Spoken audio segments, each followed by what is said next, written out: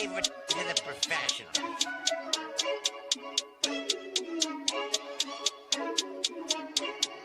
Blessed by Bundy, blah, blah, blah.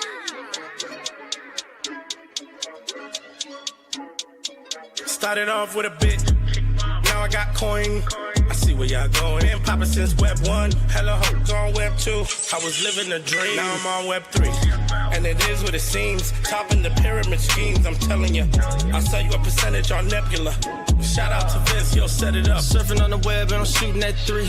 I've been goated when I got my G. I'm an alien boy from a different planet, yeah. So I got my drink, I'm riding in the 1920s Model T Ford. Call her Era Lord. Call me Levi, playing on the keys, boy. And I'm about to put my gloves on. If I said it, then I meant that. Yeah, I like that one, I'm about to get that. Crash that whip for the drumsticks, whiplash. I'm about to get them all. Are you with that? In a white boat, surrounded by blue. I want one, but I got a cop too. I wanna fly high in the sky, arms out wide, trying to soar from a bird's eye view. I'm on fire, Ricky, Bobby, cracking the pavement, Whitney, Bobby. I'm a Saki bomb, Hiroshima, Nagasaki. Bruce Wayne been a dog, and I keep it 101, cause I'm feeling kinda spotty. You sipping on some rock, and I'm sipping on octane. The only thing around my neck is the Started off with a blockchain. bit, now I got coin. I see where y'all going. Been poppin' since Web 1, hella hoes on Web 2. I was living a dream, now I'm on Web 3. And it is what it seems, topping the pyramid schemes, I'm telling you. I'll sell you a percentage on Nebula.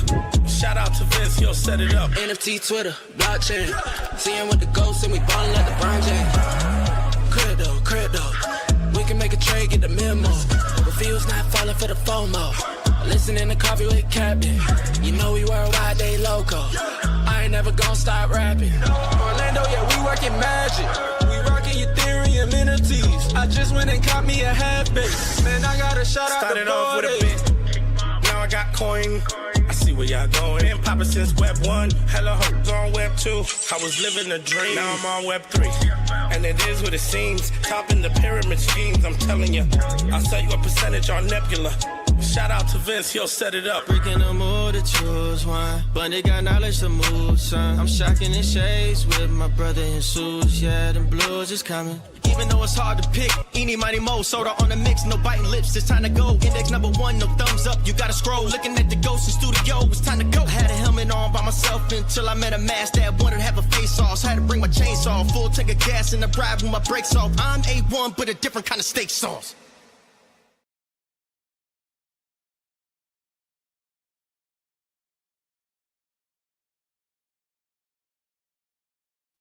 Take 2. GM, I'm Cap. Welcome to Coffee with Captain. It's Friday free for all, open mic today, and one of our favorite shows is the last Friday of the month. So we get our community member of the month pulling a gold claw machine on Beezy. Someone's gone grail hunting today. Stay tuned for that. In addition to our community member of the month, we also might have a couple of silver claw machine pulls for those active in the chat. I don't know what's going on with, cross my fingers. The abstract feed is just been a little glitchy lately. I hit save and go live. There we go. We are live now. Well, maybe. There we are. It's a little laggy. But GM to all the abstractors. We are now live over on Abstract as well. That's pinned into the chat. Teacher Katie says no. Check now. Check now, Teacher Katie.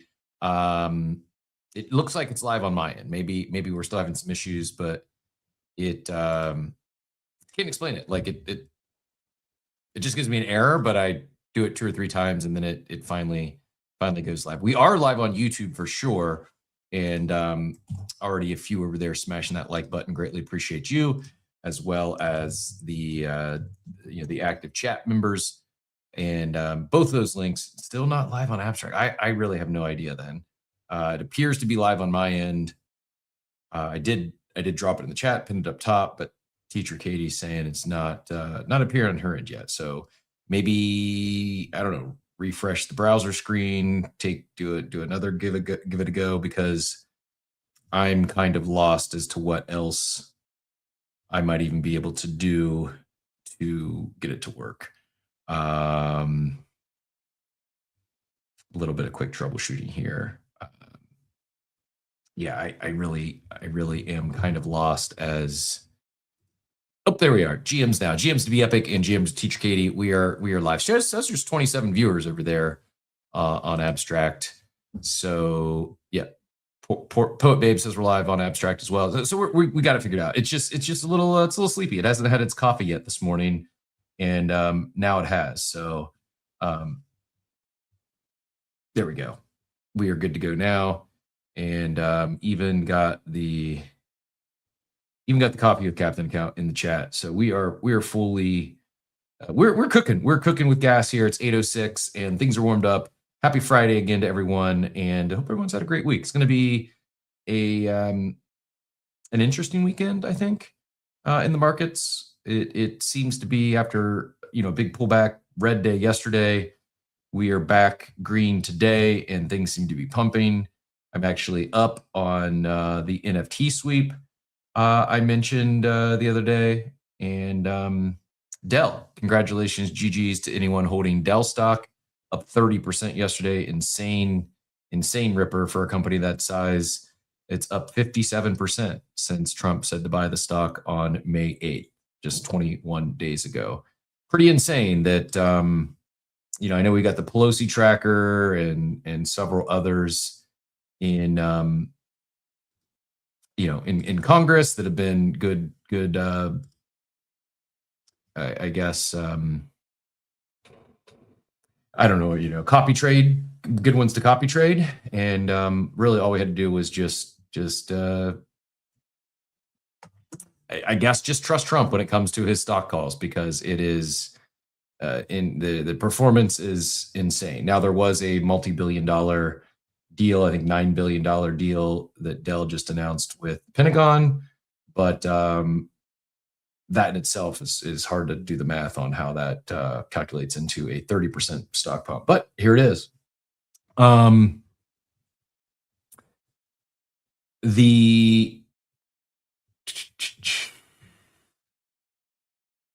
We will hit a little bit today on the changes with ApeCo and Yuga rolling in. I still am not fully certain if it doesn't. At first I saw it, I thought it was all of ApeCo. I thought ApeCo was going to be sunset and everything there was going to be rolled under Yuga. They mentioned some of the team was going to report, BD and stuff. But I as I read further, it seems that ApeCo is still a thing, just that several of the members there, including Cam, who'd been leading ApeCo, is moving on to other things. And I think that the remaining team will just report directly into Yuga. I'm just purely speculating. I would guess at some point they probably all just become direct employees of Yuga once again. Maybe not. Maybe there's still a need for the other entity, but nevertheless, some changes being made there, as it's just regulations much clearer today, and they don't, I guess don't necessarily have the need to have a separate entity for that separation of the two.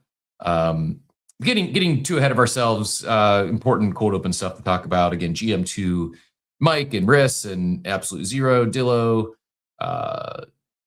Dort, Poet Babe, Thomas, everyone in the chat. Greatly appreciate you all helping us get things warmed up here. I did change the title to Bullish Signal for the Card Market. Not engagement farming there. There is something very, I think, I haven't seen many talk about it, but I think it is an incredibly bullish signal for the card market, from sports cards to Pokemon and everything in between. We're going to talk a little bit about that this morning. It'll be a great setup for our Coffee with Captain grail hunting session here in a bit. Again, I'm going to be announcing a community member of the month and getting them in on a gold claw pull, as well as maybe a silver claw pull too, or well. GM Asking Best, Beanie, Machiavelli, Zombie Rob, Daskrub, Don Diablo. Don, also, I know there was a few. I heard Don in particular as we attempted our first simulcast yesterday about the clubhouse. I see Don out there again this morning. Don, his feedback was basically asking them not to do Meet at the Clubhouse during Coffee with Captain, and did not ask for that, not expecting that. I totally get and understand them wanting to do different times and bring in, a time that's better suited for the Asian community. And it was a good turnout yesterday. Hopefully, due to time and not just the I guess the drama of the week. But just want to say thanks. Sent you a DM, but also want to give you love on the show here. It means a lot. I was not expecting that, and not going to complain. They can do the show when they want. But greatly appreciate you sharing that and supporting the show. It means the world to me. And they did say that they're going to possibly sample or trial some different times to see what is the best fit. And I don't know. I'll throw out 10 a.m. Eastern time would be a great choice. We'd gladly, as we did yesterday, promote the at the Clubhouse, and would love to send everyone from Coffee with Captain directly into a meet at the Clubhouse at 10 a.m. Eastern. Would be my preference, but not telling them they can host their meeting whenever they want. Obviously, I'm unable to join unless we do the simulcast. Unable to join or participate if it's during this show. So 10 a.m. if they're going to do a morning show, 10 a.m. Eastern would be my preference. But more so, just really want to say thanks for Dawn for the shout out and the support of this show. And I heard Baron came through later. He heard you, and several others mentioned coffee as well. So greatly appreciated. Was an interesting at the Clubhouse yesterday. I don't know, man. I don't envy the position that they're in and having to deal with, a decentralized club where you have, anyone that buys or gets gifted a token they have access to the club. And I don't even want to really go there, but saw a lot of feedback. I don't do drama necessarily unless it's fun drama. That drama not so much fun. I don't know. A lot of great people here building in crypto. Some people that take advantage of momentum and number go up, and care more about their own whether they're dropping a token or trying to drive engagement for their X account than they do the club itself. But I don't need to pass judgment there. I think by now, 5 years in, we've showed what we're about here, and that's dropping a token or solely being here for numbers on X. If that was the case, I would already be monetized on X by now, and I'm not, because I do care, but I don't really care that much. As far as like getting paid by Elon. Important stuff though to hit on here is my guy Wimby and the Spurs pulled off Game 6. Hans, thank you very much for the Pingu tip, 500 Pingu once again over there. Greatly appreciate you, sir, and your generosity. Be Epic is coming for Teacher Katie on Blinko. I've not withdrawn any of my Pingu. I might have to. I assume you can play Blinko with ETH or USDC. It's not just a Pingu thing. So I should probably check out Blinko. Maybe we'll do some Blinko live on the show. Nothing will surpass Coffee with Captain, but that would be a good one. Maybe fun for a live segment one of these days. Also, speaking of gaming, I have another. There's a space this afternoon. I'm going to pin it up top.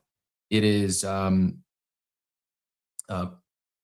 Mortez and Zoe, two longtime ape chain or just builders in period. Ape chain is just one of the chains that they've launched on, but they have a space this afternoon. I'll pin that up top as well. Just a fan of the two of them and how they've continued to build, and their show AI Agent Fighters. It's launching. It gets live. They've done several million in revenue already, and they're launching on ApeChain today. I believe that the launch is today. At least their space is today. GameFi.fun. Come find out about AI agent fighters invading ApeChain this Friday. Learn how to generate your warrior and fight, or sit on the sidelines and speculate. So TLDR, it's a fighting game, and you've got agents that can fight on your behalf, or I think agents even creating their own, like their own contests and stuff. So we're just leaning into gaming and AI agents on chain. I've not, full disclosure, have not played the game yet myself, but I am a fan of the builders, and you're talking AI agents on chain and gaming. It's a intersection of some things that I'm very interested in. So I'll be checking that out. I probably won't be able to participate in the space this afternoon, but I'll likely listen in. Very genuinely interested, and I think we'll have him on the show maybe next week to do a deeper dive. But that's at 1:30. I just pinned that up top. If you're open or available or looking for something this afternoon, I think you might be interested in that. But on to important stuff before we get too much into a lot to talk about market wise. I am excited to share this thesis on how, I think an insanely bullish signal for the card market, in particular graded cards. Our friends over at BZ, very familiar with that. So I'll stall a little bit because I haven't seen Joey yet this morning, and he is usually one of the first in here.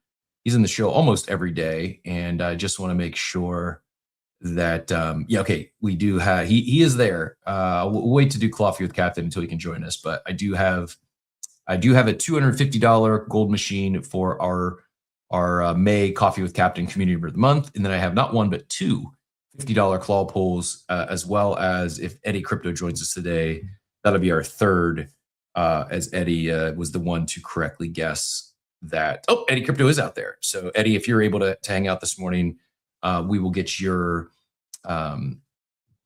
code for, or your poll for guessing Solana.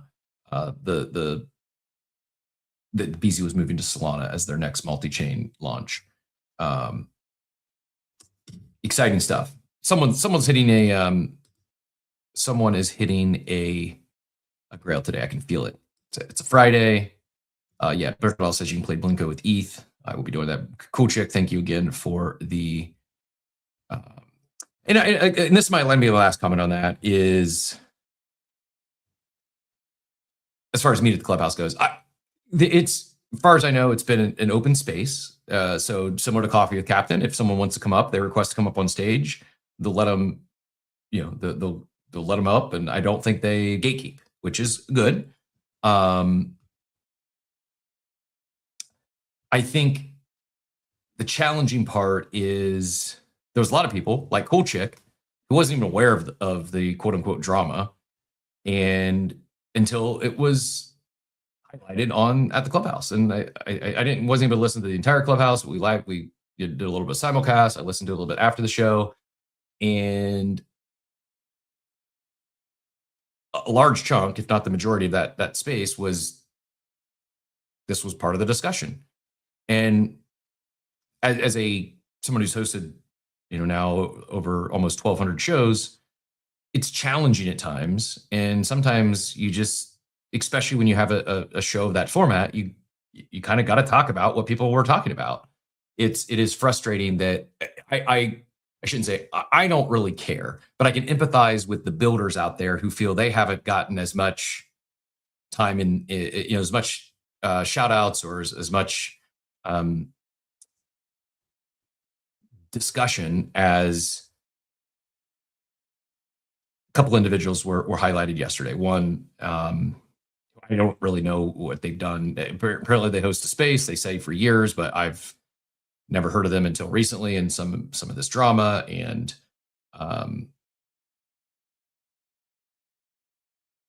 I wasn't even aware of this person until recently, and they did a little bit of digging. The other person is someone who's launched several meme coins and that's it. Did pre-sales, brought in tens of millions of dollars, and meme coins went to zero. That's all I know.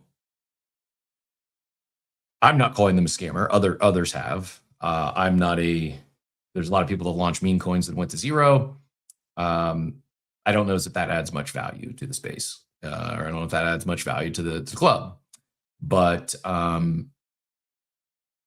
it is what it is. I do empathize with their position to where if you just ignore things, especially when people are coming at them and coming at the club, it probably doesn't just go away. And sometimes I can see the logic, and it's best to just address it head on, have the conversation.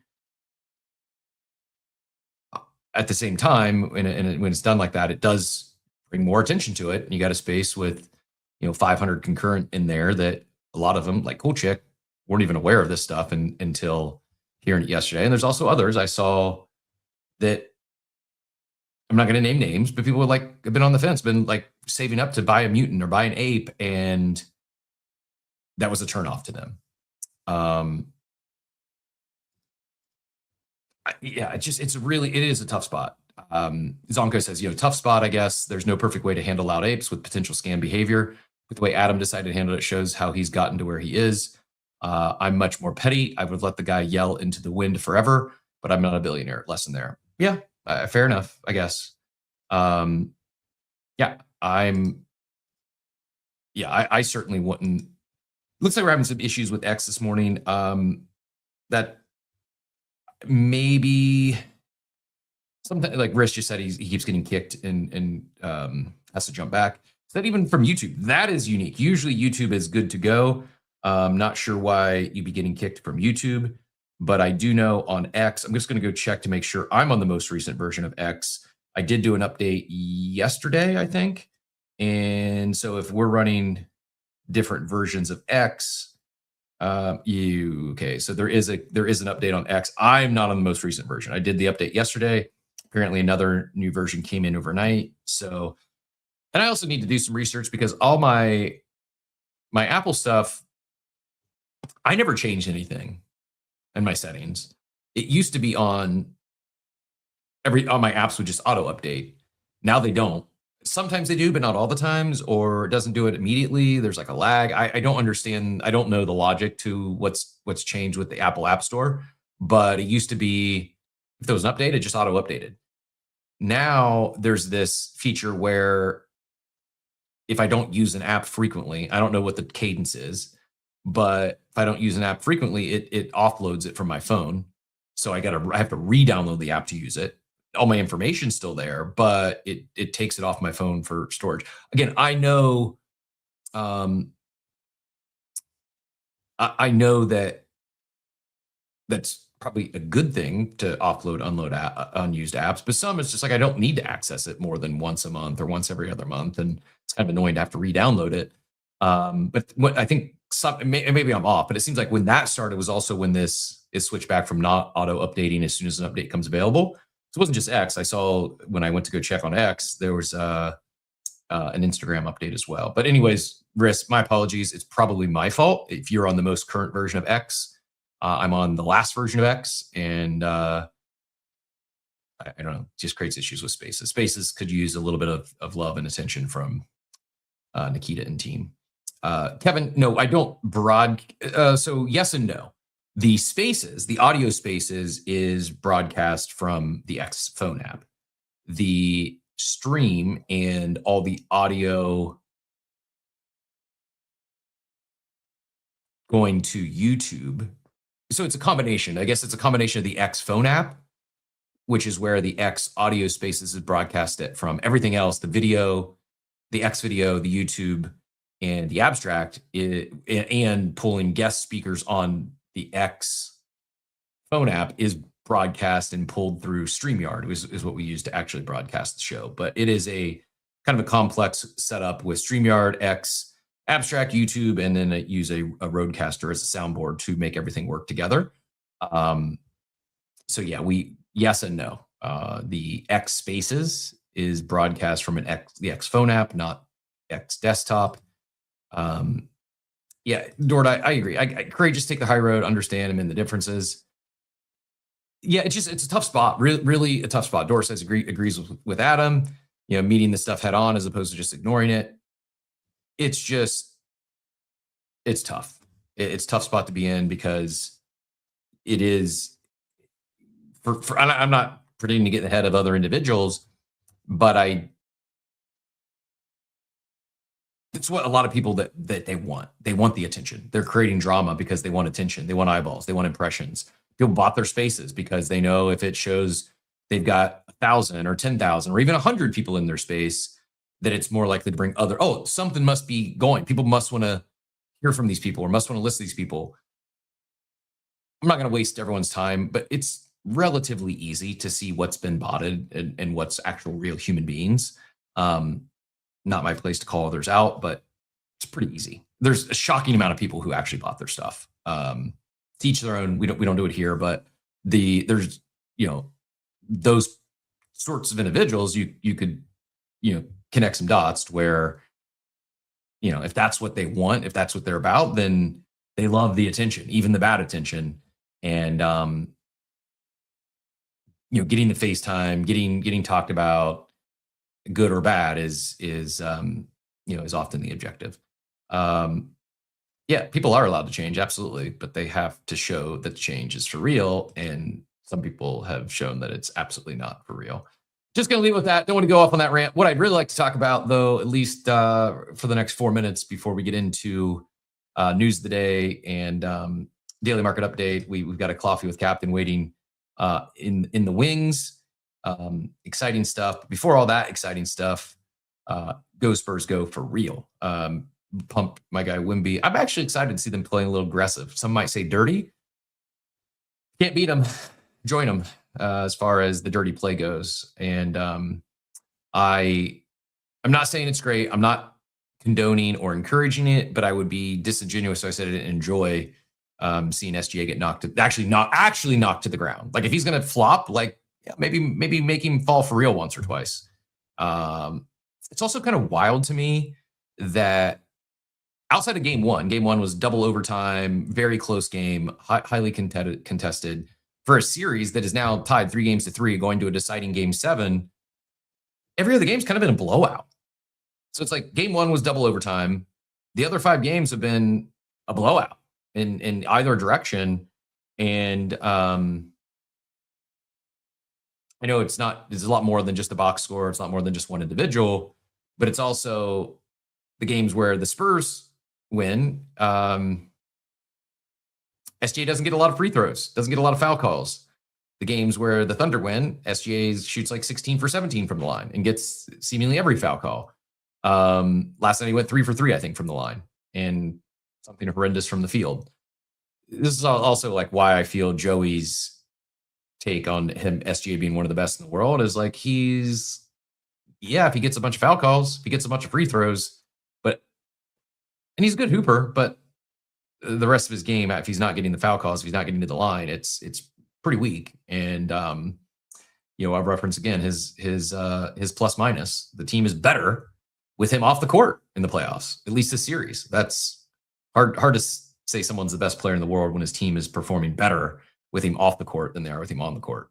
Poet Babe, I did not watch the Luka interview. I saw some clips, but I've not seen the full interview. Who did the interview? Where was the original hosted? I haven't seen that. I just saw some clips on the timeline. Looked like a good one, but I have not seen the full interview. Who did the interview? Where could I find the full one? I may listen to that on the road later today. I too may never listen to the Interstellar soundtrack. We were supposed to play that today. I do have a surprise, courtesy of producer Payne. I have a fun surprise. I know people like the jingles, people like the intro videos. We have a new background music for Coffee with Captain today. It is I think you Pokemon enjoyers might enjoy this one. But yeah, we've got some new background music for. I don't have to hit the music bed. This one I use my usual go-to, which is just a default on the Rodecaster. It's just called Music Bed. We actually have some real background music that I think you all enjoy today. Payne says SGA is one of the best. He shot pretty poorly from the field this series, but not this series. He shot pretty poorly from the field this series, but not this series. I don't know what that means. Again, I know he's a great player. He's an all-star. How he gets there matters to me. Like the style of play matters. And it's hard for me to put him in even in the conversation as the best on the planet. Maximus, Maximuss did the interview. I don't even know if I'm following Maximus. Maximuss. Oh, yeah, we follow each other. Okay, awesome. Thank you for that. I will head of Pudgy Ukraine. Cool. One-on-one stream with Luca Nets. I'll pin that up top. And anyone else who wants to listen to that later, don't do it now, but after the show, you can go check out the one-on-one stream with Maximus and Luca. Saw some good clips, some good feedback. But like I said, have not listened to the thing in its entirety. But yeah, Maximus and I follow each other. All right, here let's keeping things moving. Yeah, SGA is the best when the refs are wearing his shoes. I agree.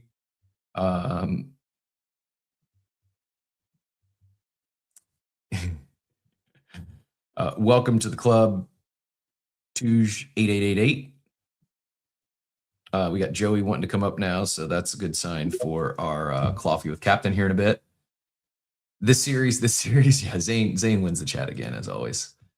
Quick on the thumb. He did add he shot pretty poorly from the field this series, but not this year. And then he re-edited it to keep it as this series. But he meant this year. He means Wemby is up and down too. So by that standard, he's the same. He had 4 rebounds the other day. Yeah, Wemby is also up and down, but I don't know. Is it like, are people calling SGA the MVP? Yes, he's now won back-to-back, and his team could win back-to-back championships. I don't think I've heard a single person even entertain SGA being in conversation for potentially becoming the greatest of all time. Whereas, while most people aren't saying Wemby's the greatest of all time yet, for his age and his trajectory and his just very unique athletic talents for a guy who's 7'5", just they're not even on the same.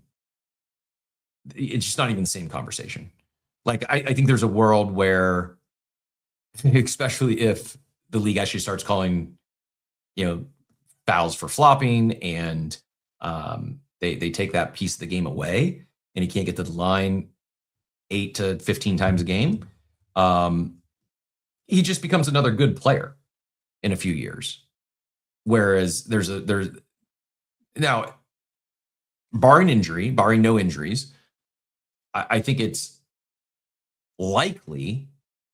I mean, it's at least a possibility, if not likely, that Wemby is considered almost unanimously the best player in the league in a few years, and potentially in conversation for one of the greatest of all time. That's not. I'm not saying now. I'm not saying his accomplishments yet. He's got to do this for another decade plus, but he probably won't be the GOAT. I agree. He probably won't be the GOAT. That's an incredibly challenging task. I mean, there's a lot of people that would argue that LeBron's not the GOAT, and yet his accomplishments, his just the fact he's played at this level for so long, it's hard to debate that. But there's only one. If you really, by definition, there's one greatest of all time, and very, very difficult thing to attain or even be in the conversation. But like my point is, it's within range. I don't think it's even remotely close to within range for SGA. And could he put up stats that are great? Could they win 5 titles in a row? Maybe. But I think it's like just like the media. Like Jordan was almost universally loved. LeBron almost universally loved. Even the people who want to debate Jordan versus LeBron, most people, myself included, would tell you LeBron's the best of the generation. Like, and he's an incredible, whereas with SGA, it's almost universally despised. Like most people, most of the media, even Sports Illustrated put out a post yesterday about here's SGA's greatest flops. Like it's like embarrassing. Underdog put out this, unethical basketball game, to which SGA has his attorney first of all, he says he doesn't care about people saying he flops. And then he has an attorney send a cease and desist, to which underdog says, screw you, we're going to keep selling the game.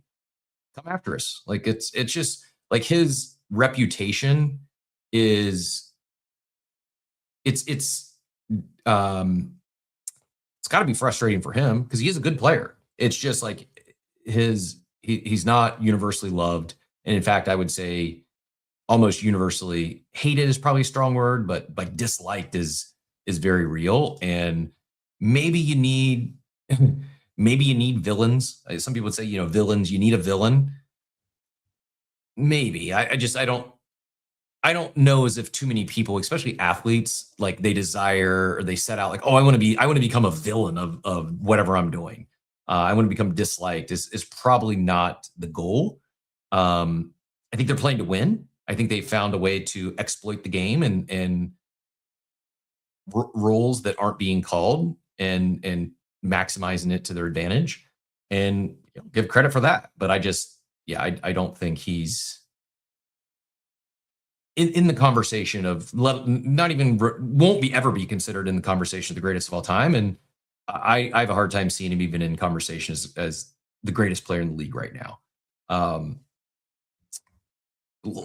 know I'm jumping around here and then we will get to Joey, but I want to put him on, keep him nice for a little bit, just because after this, we'll probably roll right into our Friday Coffee with Captain, our community member of the month.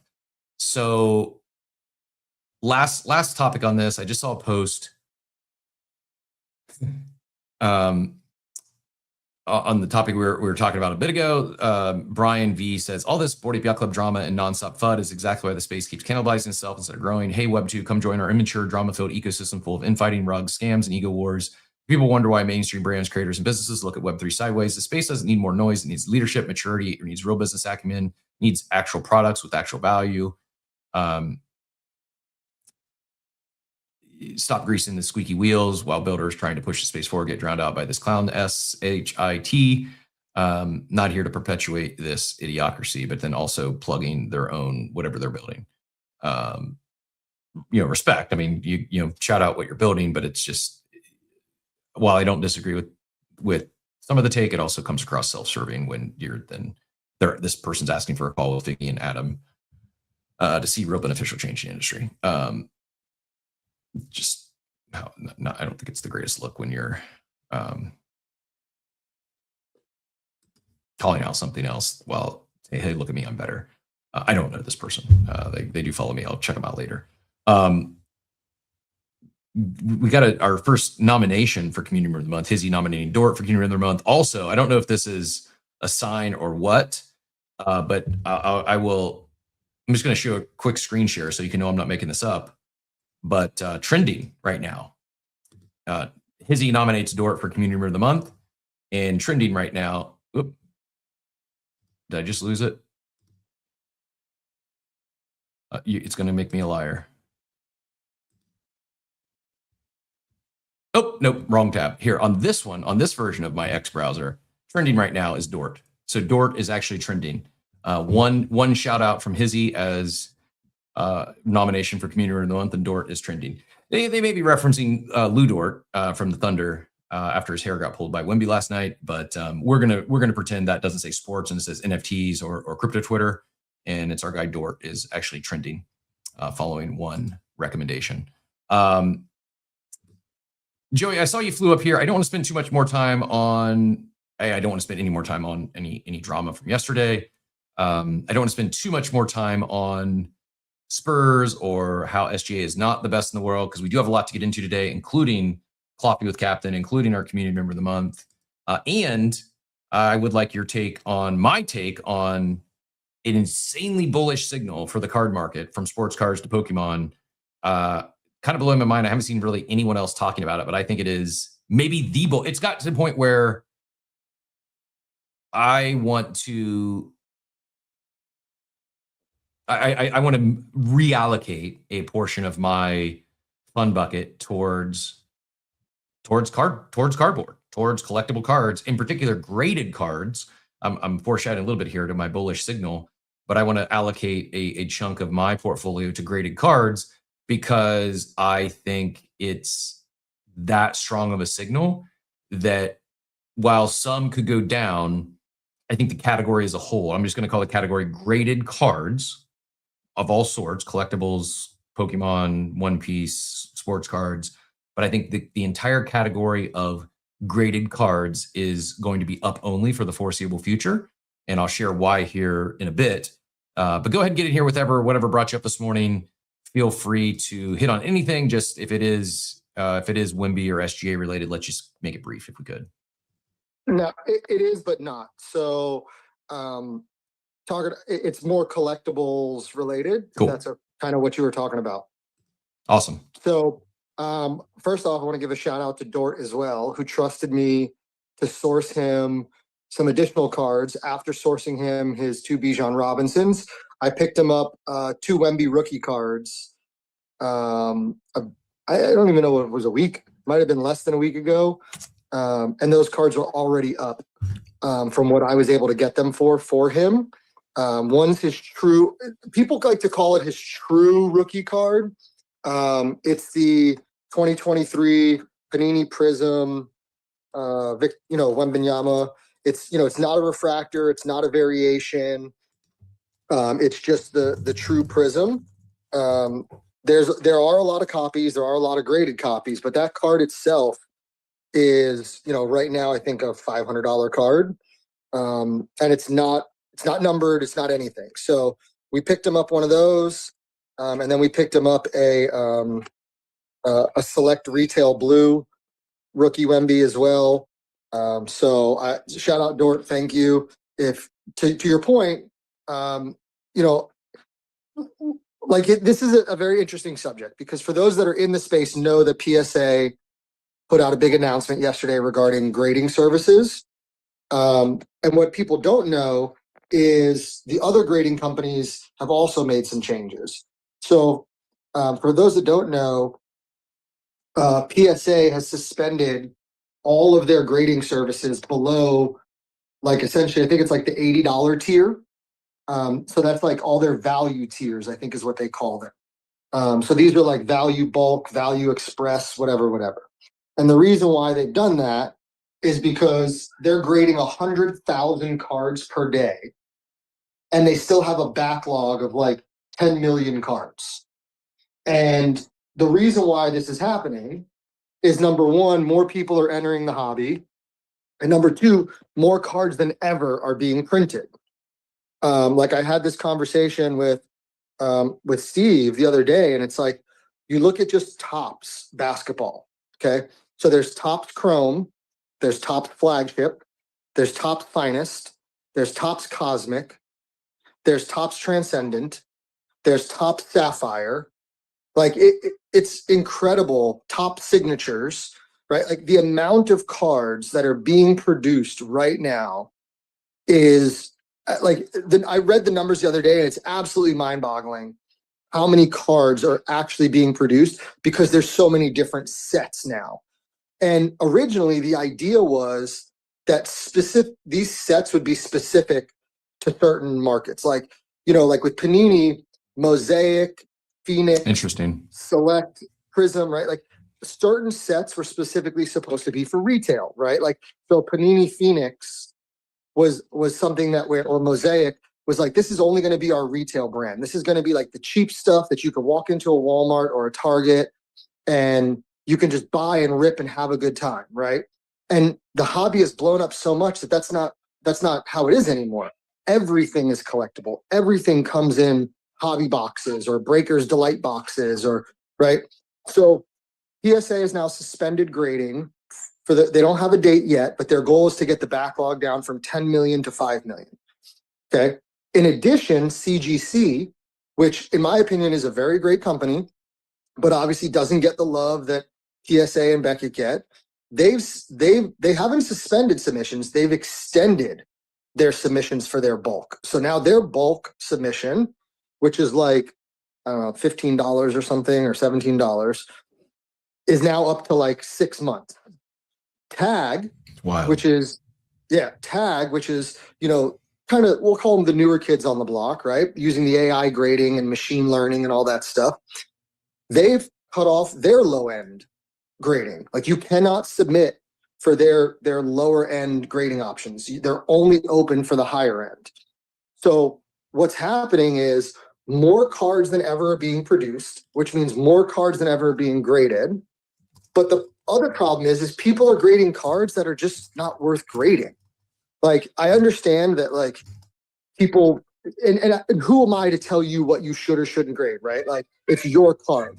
But, people are sending in cards to get graded that if they come back a PSA 10, it's a $30 or $40 card. You're spending $30 to grade a card that, like, what is the point, right? Like, and the reason why this is happening is because the market is exploding so much and people are seeing, like, the value in graded cards. They think they should just grade everything. And it's not the case, right? Like, you don't need to grade everything. You can put your cards in a safe holder, protector, etc., and it's perfectly fine, right? Like, so there's a lot going on in the space right now. So people are debating, like, what is this going to do? Is this going to drive card prices up because not as many cards are going to be graded?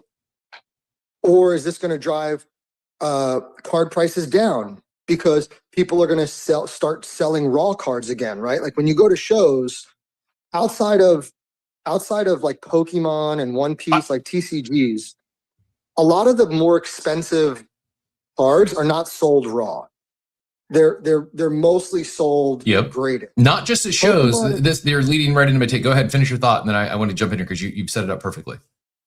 Yeah. So, like, when you go to a show, if you're a TCG dealer, so Pokemon, One Piece, Magic, Yu-Gi-Oh, whatever, you have to have singles to draw people to your table. Yep. Right? If you have to have a binder of raw cards that range from $1 to hundreds of dollars, right? Whether that's in a binder in your case, because people are always looking to complete their sets, right? Like, they want cards to complete their master set because some of them still play the game. Mm-hmm. Now, with sports, nobody completes sets anymore. Like, when I was young, I had binders, and my goal was to collect every single card, have it in order in my binder from 1 to 300.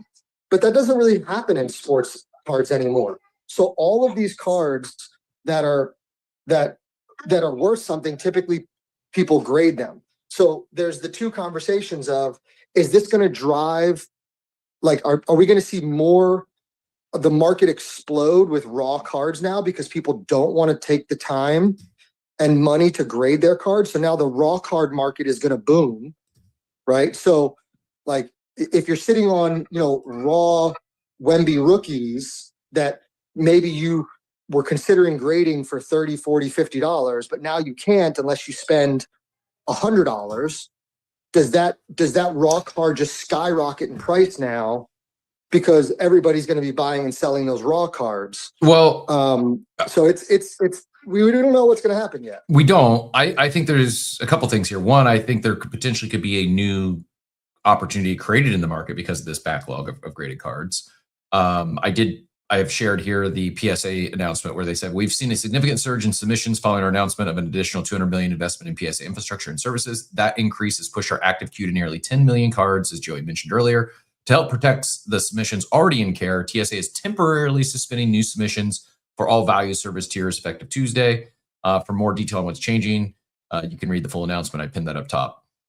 To your point on the sports cards making so many sets, I think that's a little ridiculous. I get it, but I think it's a little confusing to your average collector. And I don't know. I mean, who am I to tell Topps what to do, or Panini, or any of these card companies? I do find it interesting. Who just shared this? Mayhem shared this post from Kabuto King, who shared the number of cards. I'm taking this face value that it's accurate, but the number of Pokemon cards printed in the last 3 years is actually declining. Now, if you would ask me how many Pokemon cards are printed every year, I would have guessed maybe 100 million, maybe in the tens of millions. I'm kind of blown away that the actual numbers in 2023 is 11.9 billion with a B. 2024 was 10.2 billion with a B, and 25, 10 billion. So it's actually year over year. Because remember, they also print it when a new set comes out. They don't stop printing the old set right away. So it's where, like, with sports, once the year is over, Right. Like, so for example, Makes sense. Yeah, I hadn't thought about Sam's that Club yet. just had a drop where you can Yep. buy Prismatic Evolutions, right? Prismatic Evolutions hasn't been out for years, and it's a highly collectible set. So like with sports, once the year's over, they don't produce that year anymore. With Pokemon, they're still producing older sets until they say that set is retired. Yep. And it goes out, right? Makes And sense. then they won't print anymore, and then that's where the price goes up. Makes sense. It still is it's noteworthy that they've actually reduced year-over-year production for 3 years in a row. Couple this with popularity demand explosion. Should be no surprise that prices are at an all-time high. Why wouldn't Pokemon want some sort of scarcity? It creates hype and FOMO, which increases demand for business perspective. They may have found the sweet spot. It's wild that he's talking about 10 billion being a sweet spot for scarcity, but demand really is that large on a global scale. It's tremendous. And to your point, they don't just immediately stop printing the older sets. Here's where my thesis comes in. And I actually said I hadn't seen this. I hadn't, but when I went to go search this PSA post, I did see Moon Overlord has a similar take. Not exactly, but a similar take to where I'm going to go with this. Moon Overlord says PSA and Tag shutting down value grading for TCGs the same day, cards to affinity. Why I think cards are going to be up only for a while, in particular graded cards. It's not just the shows, as you mentioned, and yes, they want their binders and their a wide assortment of cards so people can help complete the sets. They gotta have the graded cards, and more so than shows. I think, not just saying this because we got a coffee with Captain coming up, not just saying this because you're on stage. I think it's very real that part of what's going to drive this explosion in the value of graded cards is it's hard to get them graded now. There's such a backlog that to take a raw card to a graded card, you're talking months. And not only is the demand increasing at the retail level and people wanting to do pack rips, platforms like BZ are up only. So it's the Beezies, it's the collector crypts, it's the Fidgetals. So many of the in the industry that Beezy is, in the vaulting graded cards. How does Beezy keep growing? Well, guess what? They have to acquire more graded cards. It's hard to acquire graded cards. It's hard to get cards graded right now. Can you go acquire graded cards? Yeah, but it's not one-to-one. Like Pokemon can keep printing 10 billion cards a year. Topps can keep releasing a new sports set every other month. What seems to be the biggest lag, the biggest bottleneck right now is graded slabs. And if BZ continues the trajectory they're on, if I should know this, I'm drawing a blank right now, the Courtyard and all these others that are in they're bringing these digital cards on chain, they're vaulting them. The concept just makes sense to me. I think there's still a lot of people that collect cards that enjoy the hobby who probably haven't even found BZ yet. Although I will give you guys credit. You're doing an incredible job on Instagram, on Facebook.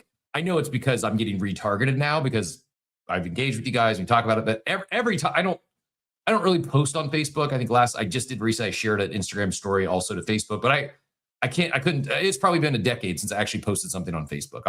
Every once in a while I'll get on and check, do I have any messages? Is there someone's birthday I'm forgetting about? But no joke, every single time I log into Facebook, I see a BZ ad. I do my brain rot platform of choice probably is Instagram. It's mostly Belgian Malinois, Maligator type feed and that sort of stuff. That it's Latinas food, primarily food made by Latinas and Belgian Malinois, and then a BZ ad. So you guys are doing a great job of getting out to other audience. But I think that this thing, I haven't seen anyone specifically talking about, because graded cards are so backed up. PSA and Tag both suspending their, like BZ's not going to suspend. Oh, guess what, guys? We're no more claw machines for next 3 months. We've got all of we just sent a bunch of raw cards off to PSA to get graded, and we can't do any more claw machines until we get them back. I doubt that's in their plans. They're going to go buy it. They're going to go acquire. They're going to go procure these cards on the market, and just the numbers speak for themselves. Like, it's not just BZ that their growth trajectory looks like this. It's up and to the right. It's like a probably a hockey stick is a better analogy. It's also Courtyard. It's also Phygital. It's also Collector Crip. They're not the only ones in the they're our partner of choice in the vaulted collectibles category. But they have other competitors, and my understanding is most of those competitors are going through similar growth. There's probably going to be more competitors. I based on the limited knowledge I have on the space, I don't think there's enough graded cards for all of them, and it's hard to get raw cards graded right now. So that to me, like seeing this from PSA and Tag, it's like, I want to stack some graded cards because I think the demand, when you factor in the just already existing consumer demand, and then you add this entire new industry on top of it, which BZ is a pioneer in. You know, they didn't just start yesterday. They've been building for years. One of the first to do what they're doing. And now there's many in that space doing it. Like it's a new layer of demand that's pretty large. And for them to continue their growth, they got to go acquire more graded cards. There's really the place for that to get it instantly is on the secondary market from people like you and I.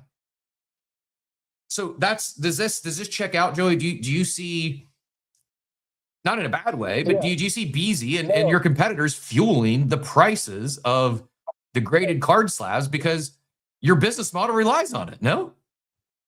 Yeah, and it's not just us, right? We are a small, like us, Courtyard, Collector Crip, like we are 100% part of that. But the bigger picture is also all the Whatnot streamers and the eBay live streamers and the Fanatics live streamers, right? Like these people are also out acquiring cards that, and I don't know if you've ever been on Whatnot or eBay live or Fanatics live, but there's a very big market for, they call them like dollar auctions, right?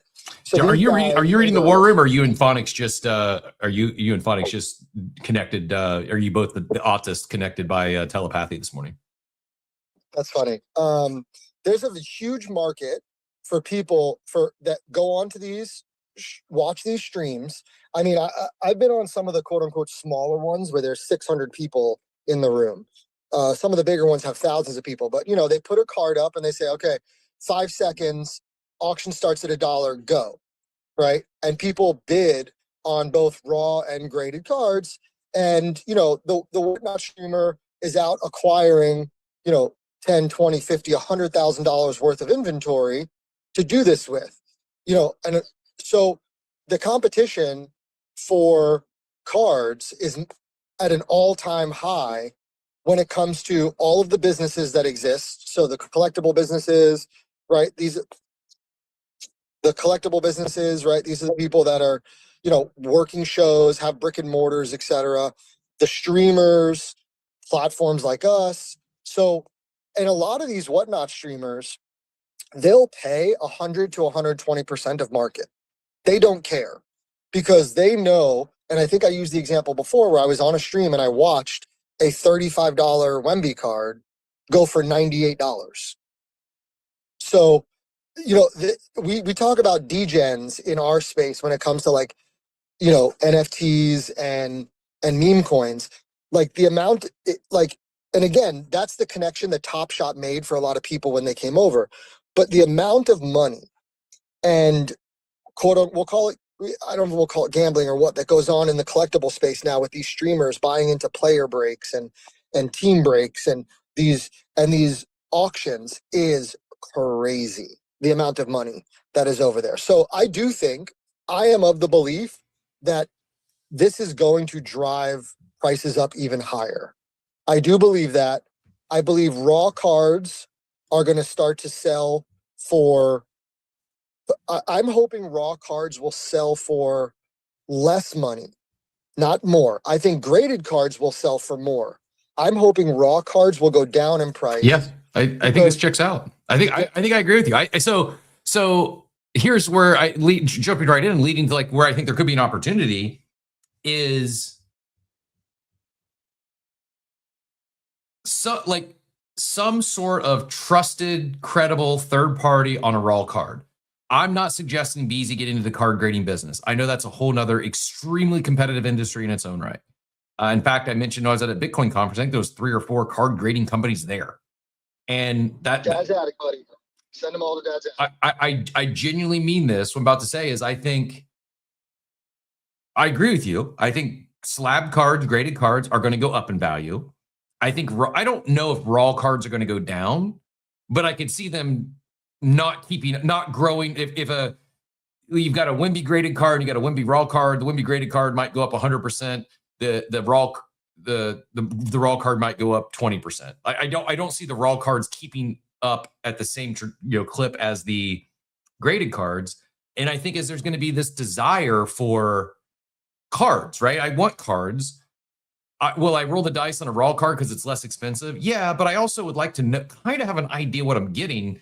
So because you're seeing the popularity of sites like BZ, and I know today, like the Claw Machine, we do Coffee with Cap today, someone's going to pull, at least 3 of you are going to pull a graded card, a slabbed card. I could see maybe an opportunity, and just take it or leave it. I'm not trying to tell you guys how to run your business, but I could see platforms like BZ introducing and I think like to make it work, it's got to be called something other than grading. Because I don't think you want to compete directly with PSA or Tag or the ones that exist already, but like a verified raw card. It's one that you know more than just looking at a picture, because the reality is pictures can be doctored easier than ever before with AI. The person may not even have the raw card. They may just take an AI picture of it, and I think if raw cards are harder to get, I can see there could be another market created where this is like a BZ certified card, a BZ certified raw card.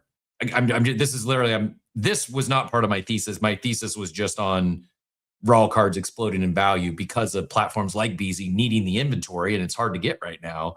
Talking through this, I think there could be an opportunity for platforms like BZ to create some sort of like certified raw card program where, yes, it's going to be significantly less than the graded version, but it's maybe a little, I don't know, 10, 20% premium on just a straight raw card, but you're not getting something that's junk. You know it's a raw card coming through a trusted intermediary. It's kind of like what StockX does for sneakers. It's at least authentic.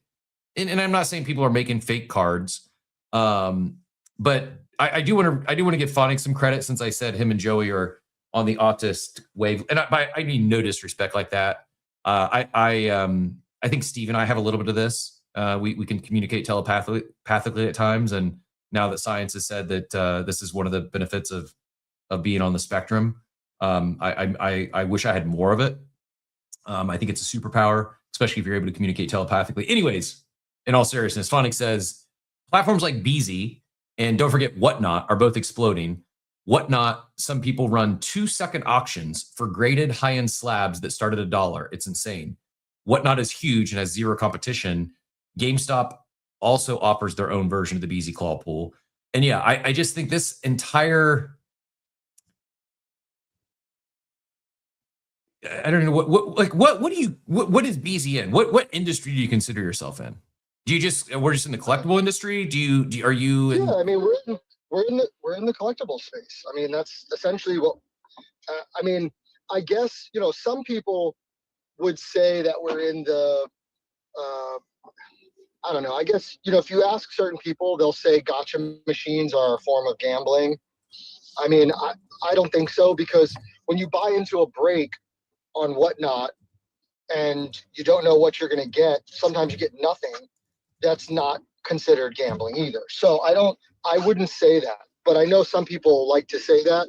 We're just in the collectibles business. Yeah, right? collectible right? Like, yes, I agree. You're in the collectible industry, but it's like this subsector or subsection of the collectibles industry that has the gotcha machines, that has the graded vaults. Like I don't, maybe we don't need to define it or name it, but BZ, Courtyard, Collector Crip, Phygital, the sorts of companies that are more directly competing with BZ, where yes, you're in the collectible business, bringing that on chain, the validation, the claw machines. I think we see a lot more of that before we see less of it. I don't think it's anywhere near the top. I could be wrong here. Maybe the top's in. I just don't think so. I think I think BZ is on a trajectory that you'll continue to see success and growth for the foreseeable future, as will some competitors. We maybe see more get in it. And yeah, see, like somebody in the war room said, this is where we disagree. Phonics said, this is where we disagree. Gotcha machines are gambling. And then Mayhem responded with ripping packs are gambling. It is, because the reality is, like this, if you go out, most people nowadays, like I said before, are not out to collect a complete set, right? So when Topps Chrome NBA comes out, I would wager the overwhelming majority, if not all people, are not going out and buying packs and boxes because they want to fill their binder with every card from 1 to 500. They're going out buying these specifically hoping to hit a 1 of 1, a numbered, a parallel that they can then go sell. So in my opinion, if you're going to call a gotcha machine gambling, you should call ripping packs gambling, because it's different with sports than it is TCG. TCG, people play the game, they try to collect master sets, right? Like it's a different mentality than sports. So that's why I don't think it is, right? So that's just my 2 cents. Now, whatever everybody else thinks is different. And to go back real quick to the raw card thing. So I think that raw cards are going to be very determined. The price of raw cards is going to be very determined on the potential expected return. So as an example, you could, like I had a chance last night and somebody beat me to it, to buy a Wemby rookie red cracked ice raw card. It's $100 card raw. In a PSA 10, it's $750 to $800. In a 9, it's probably like $300. Okay, maybe $250. With that card, I would spend $100 to get the faster grading with PSA, because even if it doesn't get a 10, I can still sell it as a 9 and break even, maybe make a little bit of money, right? So that card should hold its value and potentially go up. In the same breath, that person was trying to sell me, when that one sold, he was like, oh, I have this other Wemby. I want 100 for it. And I was like, I'm not going to pay 100 for it, because in a PSA 10, it's only a $350 card. And in a 9, it's like a $80 card. So why am I going to buy that $100 card, have to spend $100 to grade it, and then my potential expected value is only $150 if it gets a 10, or I lose money if it gets a 9. So the raw card prices are going to be very determined based on what the potential expected value is after grading. Yep. Because a lot of these cards, people would spend, like, again, I would spend on a $100 card where the expected value is only 400 in a 10. I'd probably only grade that for $25 or $50. I wouldn't spend $100 or 125 grading it. So that's where I think the like lower tier raw cards, those prices will probably go down, because people are not going to spend $100 to grade them. Those are the cards that people were sending in for $25, $30, $35, $50. The cards that have the bigger return, $1,500, $2,000, $5,000, if it comes back at 10, yeah, those cards are going to hold their value and go up, because who cares about spending $150? Because with PSA, if that card comes back at 10, you're spending way more than $150 on grading it, because they're going to charge you a surcharge on top of that based on the value of the card. So it's going to be a very interesting market with raw cards. You're going to have to really pay attention to not the raw card price, but the potential value as a 9 and a 10. I agree. Phonics did add, talking about bringing it back to gambling and saying gotcha machines are going to be add, and your odds for gotcha machines and ripping packs is probably worse than a slot machine. Probably on ripping packs. That's mildly incorrect. I would. Ripping packs, you have like a 1 in 50,000. Some of these like cards of value, when it comes to like ripping packs, there's like one card in 20,000, 50,000, 100,000 packs. Yep. One, right? So I agree. I agree with the pack ripping. It's probably worse than a slot machine. With the gotcha machines, they're not all created equal. And so I would bet he's probably right on some of them. Like I saw a vending machine in Vegas that had no odds, and your odds there of a positive pull are probably slim to none. Like it's probably on par with the slot machine next door. However, again, not just glazing, but part of the beauty of BZ and any of these that are doing it on chain is the odds are transparent. You can see the odds. You can see what the expected value is and what your chances of hitting on an ultra rare. With the silver machine, it's 0.2%. For ultra rare, 0.59% for a rare. So you add those together, you're looking at 0.79%, less than 1% chance at a rare or an ultra rare.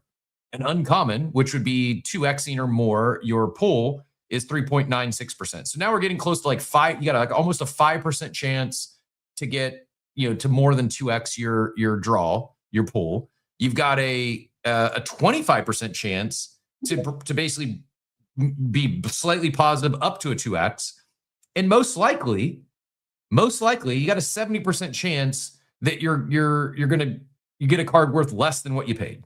Somewhere between $25 to $50 on a $50 pull. That's still, I think that with an expected value or an average value of $54, I think I'm not a Vegas casino or slot machine expert.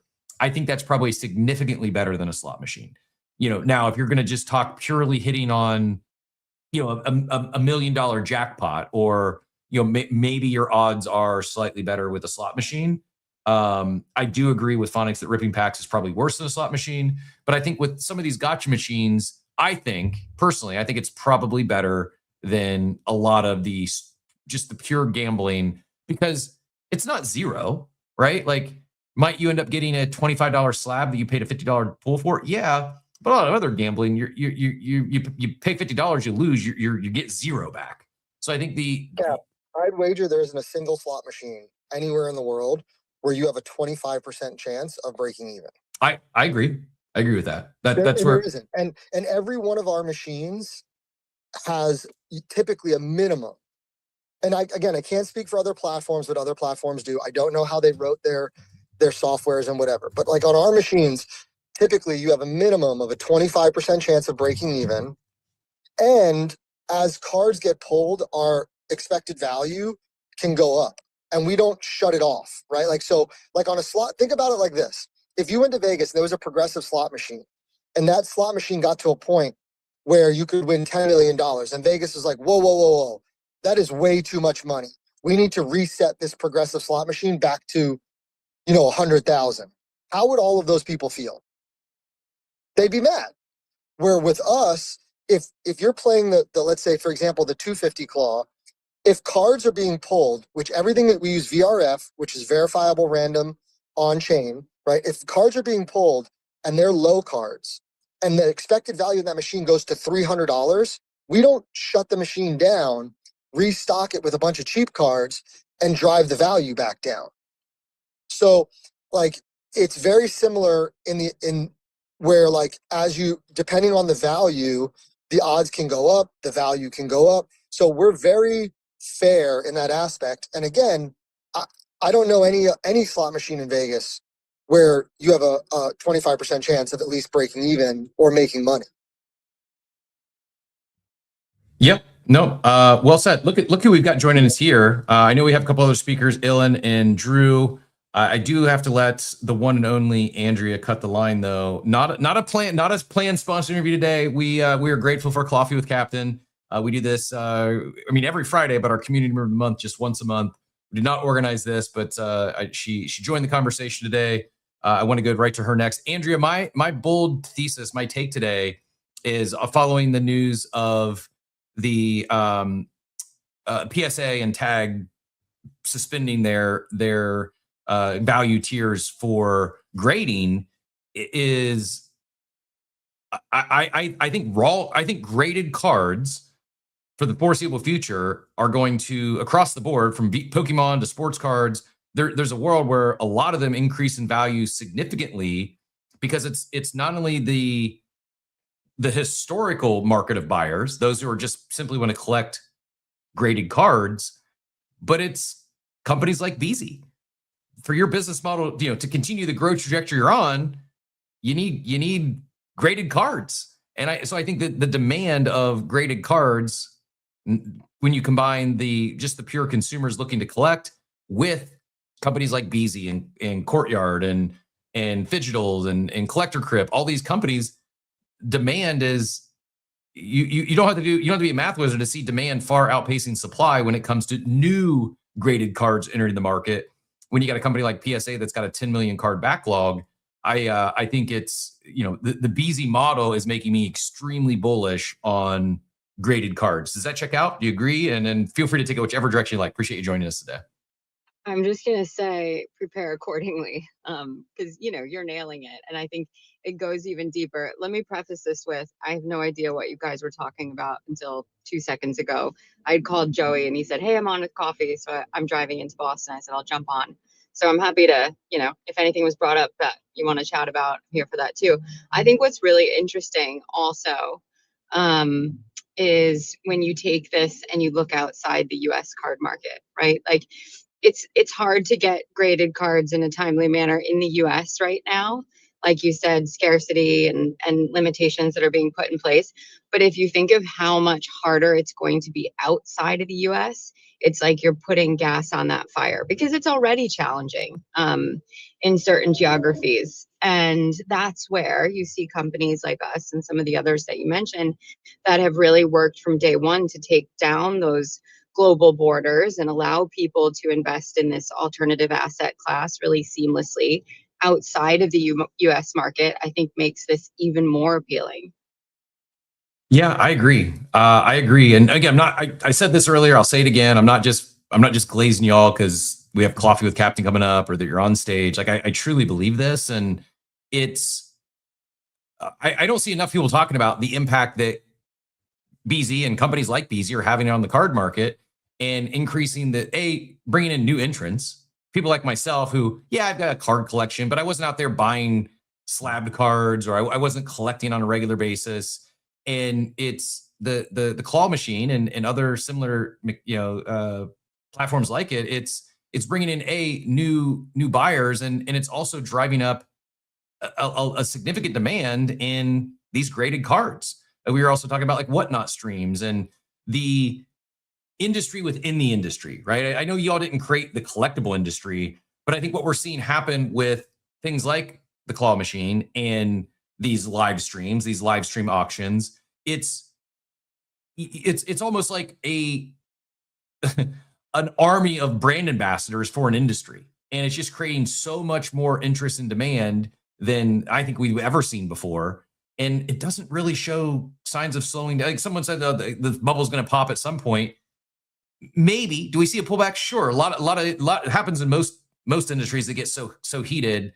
I just think my counter to that was, it might see a pullback, but if you zoom out long term, it's hard to see it not having another run up because they were comparing to like other collectibles like antiques and coins and stamps. And I'm not knocking on those. I'm not trying to make this PvP in the collectible arena, but most people that are collecting antiques or stamps or coins, they already have adult money. They already have disposable income. I think that market is probably shrinking. That's collecting antiques, where I think it's the exact opposite when you talk about sports cards and Pokemon cards. Those are already collecting. You also have a younger generation. Like my nephews were just visiting. They're 9 and 12. They don't have adult money yet. They're not buying. They're into Pokemon, but they're not out there buying graded cards. They're not playing claw machine. In 10, 15 years, they're likely, they're very much so a prospective buyer, prospective participant. And the people who are already into it, already existing participants, existing customers, they're probably not stopping. So it's just like I see the pure market size growing at, potentially like, I don't know, I'm making up numbers. I've not done the industry research, but I think like double-digit CAGR for the next few years is very much so in range. Yeah, I think you hit a couple interesting points, and I love talking about the different assets that I think this sort of like gamified commerce layer applies itself to really, really well. And it's certainly not a one size fits all, because there are different behaviors of collectors of, antiques, stamps, coins, comics than there are, with others. The reason that trading cards and sports cards work so well, in my opinion, having been doing this for a little bit of time now, is because you're not changing the behavior of the real life collector. You're not changing what they're chasing when they're opening a pack, when you're doing this, on chain with BZ or Collector or one of the others. You are just pouring gas on that fire, right? The reason you open a pack is because you're hoping you get the chase card. The reason you pull from the claw machine or someone's gotcha is because you're hoping you get the chase card. What we're doing is we're adding instant liquidity. We're making it a bit more seamless. We're taking away, the logistics headaches that come with us, but inherently we're not changing the behavior of the collector. And I really think that with, scarcity and what we're seeing is creating this perfect storm moment. Yeah. Well, again, salute to you and the team for being early to this, pushing the space forward, being a leader when it comes to helping create this new, pioneer this industry within the industry. And I mean, one of the other conversations we were having was, there was the reference being that like the odds are with ripping packs and gotcha machines is worse than slot machines. And where I push back is like, ripping packs, maybe I might give it to you that, not knowing all the odds of a slot machine. But by bringing it on chain and making the odds transparent and having a very clear expected value right in your face, like I think it's far greater than a lot of gambling, whether a slot machine or sports gambling. Like you put $50 on the Spurs Thunder game, you might win. If you don't win, it's zero unless you're on a prediction market and you're live trading during the game. That's not going to happen with we were just looking at the silver claw. You pull a $50 claw pull. Your worst case scenario is a $25 card. Like that doesn't exist in most quote unquote forms of gambling. Imagine walking through the casino and every slot machine said you have a 22% chance of winning and your expected return is this. Imagine what would happen in a casino if they actually were transparent with the odds of like what your return could be. Like they would all people would be lining up just to play specific ones. It's not comparable. Yeah, I agree. Andrew, I know this was impromptu. I again appreciate you joining us, and thanks so much for supporting Coffee with Captain. Coffee with Captain has become one of our favorite segments. We're going to be picking our May Community Member of the Month here in a bit. Since we do have you, I do have a question, a comment from Thomas in the chat. It says all this amazing stuff with BZ, and we haven't even touched on how amazing the rewards for the users are. Just collecting / gambling to cover it all. I've been pretty vocal that a lot of points program, we were talking like Fantasy Top recently, where you could build a points program that can be more than just building, chasing some sort of allocation for a TGE. I'm not saying you can't incorporate it, a future token or a TGE allocation, but we've given, without being on the stage, we've given props to BZ for building a well thought out, intentful rewards program for your collectors that's not just relying on a token someday. And I don't know if you have anything to add to that, or if there's anything that we haven't called out yet that you'd like to mention as it relates to BZ, or anything you've done or shipped or coming up soon. But just want to at least give you the opportunity to respond to Thomas there, and anything else you'd like to highlight since we have you. No, I appreciate that. And, I'll be really direct and clear. There's only so much I can and can't say, but there's no reason you can't do both, right? You can create a really healthy points program that gives people utility that maybe are less interested in a future token. And then you can create a healthy points program for the people that want to hold, right? For whatever reason. Again, there's, certain language that can be said and cannot be said. And things that we just haven't announced yet. But we've always from day one wanted to level up and make sure that our community felt like, they were spending their time and money on the right platform. There's a ton of competition out there. And so whether it's, what you guys were talking about, EV and allowing the clause to literally run to zero and making sure there's actually a quote unquote winner each cycle with our claw, or, having probably the lowest margins in the industry, if I'm being honest. We're profitable, but we're not near as profitable as other companies that might be a bit more extractive to our points program, and just taking some of that profit and putting it back into the utility for the community. It's a long-term play, right? We've never been a short-term extractive team. We've always been the team that thinks things out, that's looking at 6, 9, 12, 2 years down the road versus 2 months. And that's this points program's part of it. It's actually leading to something much, much larger that I'm really excited to eventually share. It's not there yet. Very exciting. Well, I picked up what you're laying down there, and I agree. You can do both. And I would love to see more crypto native companies build real loyalty rewards programs that aren't reliant just on a future token or a TGE. And you've not only, I think, shown what others can do with something like the claw machine, but also a really great loyalty rewards program. I saw the last round, the vault. I think, what did I see? Like 6 minutes, the 50K of rewards were claimed. Yeah, 6 minutes. Incredible. 6 minutes. We've had some people question like the different vault access and how you get it. I think that that's important. I just want everyone to know we're listening to everything. We're switching it up. We want to make sure that the people that have been with us since the blast days and the people that are new and here on base and driving a ton of volume, everyone feels like they're going to get their moment, because again, this thing sells out in early access within the first few minutes. I don't see that stopping. And so those like early access and rewards will continue to get changed every 2-3 weeks when we run the next one. And we hope everyone gets to have a chance that has points and wants to spend them. I love it. I want to add real quick too that Points Vault is just the beginning. Like, we have so much more that we're building, and it's all because of the user feedback. Like, I think one thing we've always stressed at BZ is we want our community to feel like they have input. So if you have, please don't like hold back, right? Like, we understand sometimes things can get heated and in the moment, whatever, but we welcome all of the feedback. Come in the Discord, open a ticket. We have a feedback channel. Like Andrea, myself, Pratik, like, we're all in the Discord all the time and available.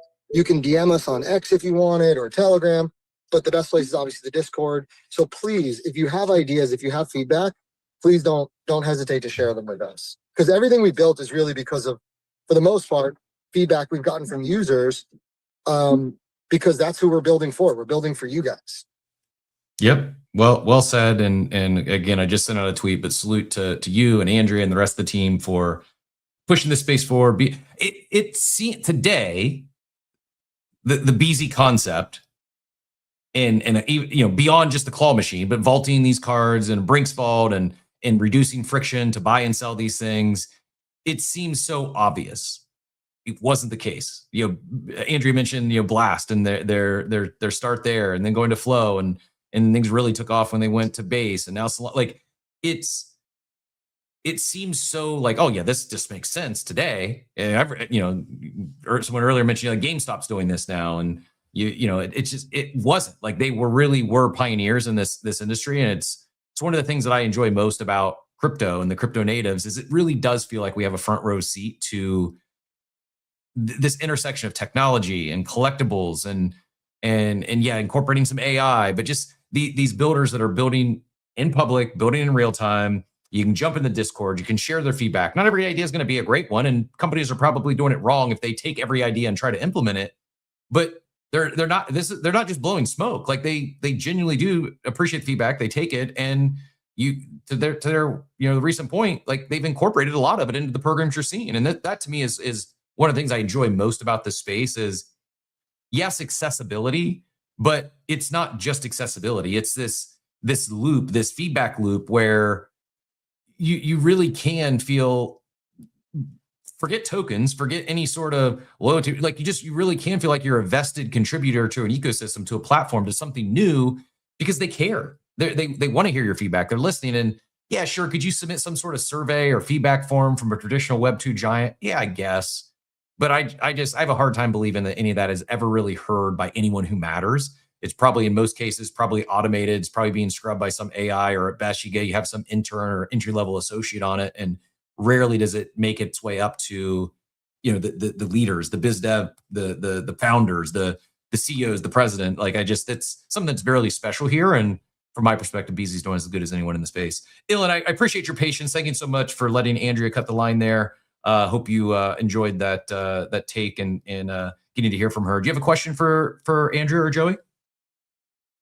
Yeah, no, straight up. I think that's awesome. I would also sort of echo the flowers that you gave there. I mean, I think obviously having builders in the space that are building bridges, building creatively and innovatively, opening pipelines of information, communication transfer between users, having like the platform integrate user feedback so that users can see their contributions matter.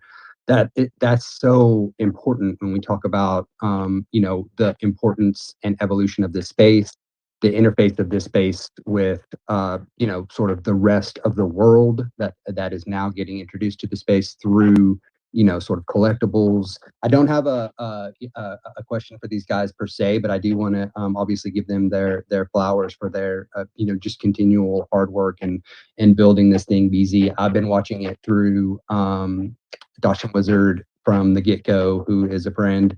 So yeah, I've seen it through a lot of iterations. I'm not really a card collector or anything like that, but I do find it absolutely fascinating in the context of just human psychology, markets, that kind of thing. I did want to. The reason I jumped up and raised my hand was that I did want to sort of address what we were talking about earlier and what you were talking about, Cap, about these graded cards. Obviously, the market being bottlenecked with some of the main sort of trusted graders putting the brakes on their ability just through demand, right? Like because there's just so much freaking demand. And the ripple effects of that, I think, on not just graded cards, slabs, but raw cards. It's really fascinating, dude. I'm actually learning so much, and so I appreciate just that information transfer on the space about cards and how many are being printed and the supply and demand dynamics there. Also in the context of grading and whatnot. But I see like when there's sort of a market failure bottleneck in grading, right? What is grading? Is just it's third party verification of essentially authenticity and condition, right? And so when that when that gets bottlenecked, when that starts to break down, you have market mechanisms that will certainly step in and play that role, which is not slabbing or becoming a new sort of Tiger Beckett or whatever, but having being a trusted third party means something. And if you build a reputation around the fact that you're not going to take advantage of people, that what you say you have, what you send is what they receive. The condition is the condition you say it's in. All of these things, are sort of built up. And I think, obviously the space has an interesting dynamic with trust networks and the ability of that to evolve. And I think, obviously when we talk about these third parties that are the intermediary between, cards and collectors, and transfer, it's important for people to understand that, particularly when they're getting into the space, that they get what they say they get, that they know the value of it, that they're fully informed, sort of consumers or collectors whenever they do put money on the table to get what they want.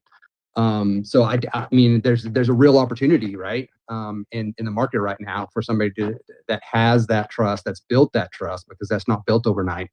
That has that trust already built into their system and their network to say, we're going to sort of fulfill this role of being that that trusted third party that ensures that you get what it says it is, like what you're paying for.